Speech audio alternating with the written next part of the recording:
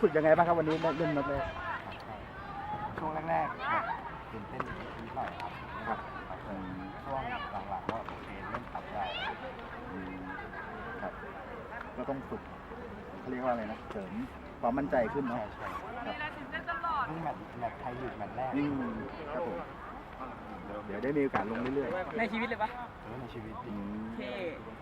เดี๋ยวพรุ่งนี้พาไปกินไปดิ โกเบเดี๋ยวพี่หงายการ์ดเลี้ยงพี่ด้วย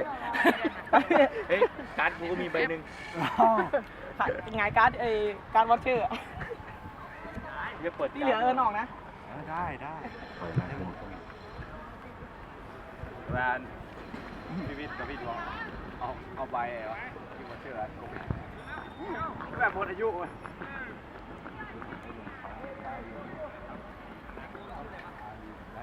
น้องขู่คงแบบพูดมาถ่ายรูป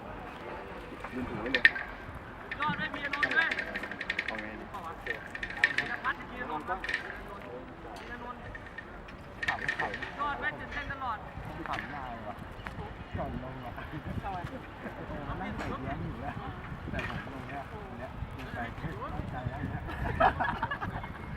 เจอบ่อยโอ้เหรอไอ้ยังผมก็ขำ